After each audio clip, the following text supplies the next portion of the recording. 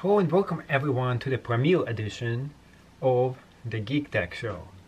And in today's episode we are going to be talking about sales on Black Friday. Since this is a premiere version, you can actually talk right now to your fellow friends and anyone else who is watching at the same exact time in the chat box right there. So with that said, let's talk about everything you need to know about getting ready for the biggest shopping season and the biggest shopping day, which is Black Friday. So what happens is with Black Friday, this is actually a whole year that people prepare for. That's right.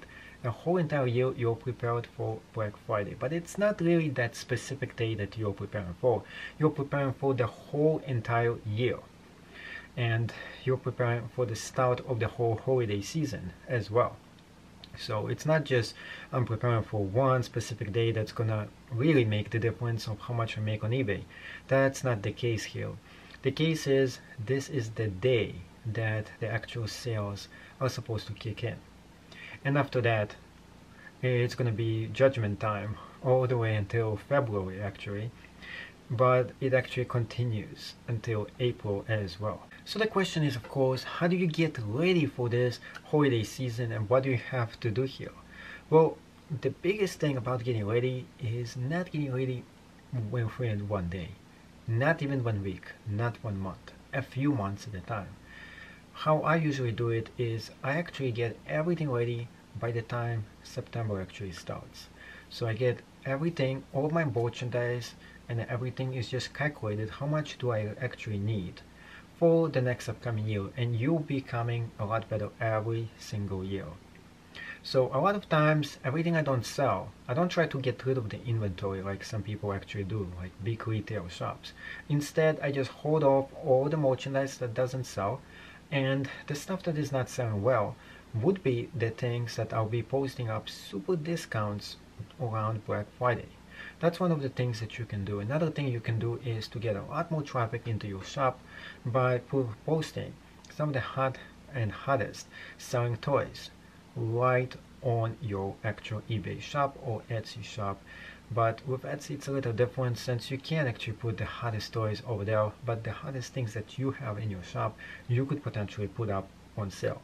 And to send a mail to your mailing list, you should actually be able to integrate a mailing list with the fans you have all together, and that will help you get additional sales for the holiday season.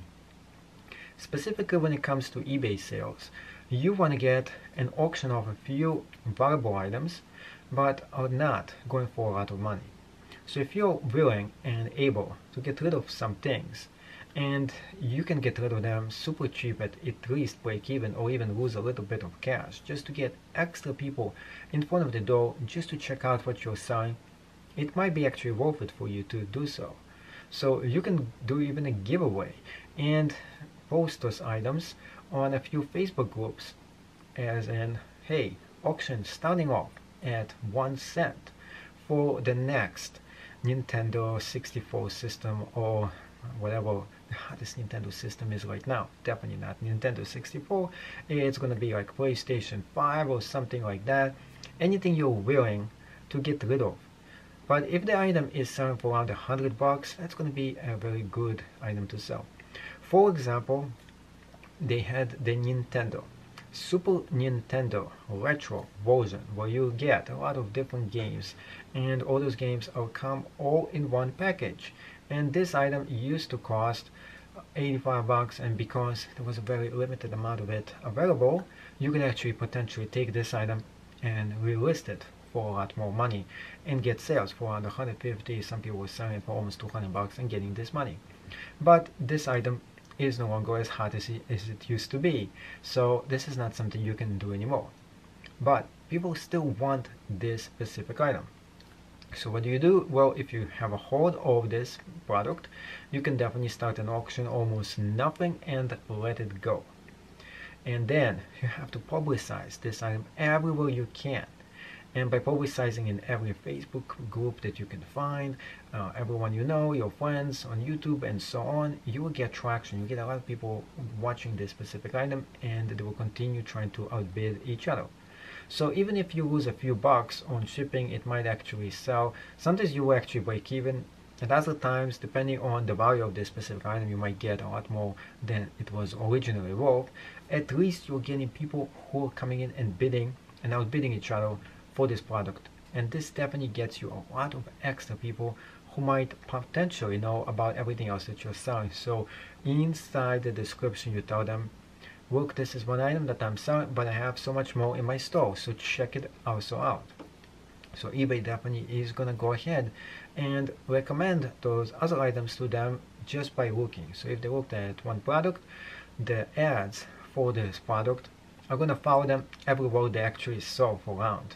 So that actually happens with Etsy, eBay, and even Fiverr, for some other places as well. But with Marketplace, the way it is, all those ads, they follow you along as you surf. So all you have to do is just to get them to press on it once, and then it continues showing up on their page. Eventually, whoever is watching it will be like, oh, this is a good item, maybe I should go back and revisit it. They will revisit it again, and if the price went a little bit down, they're like, oh, this is a good deal, and they potentially would buy the product.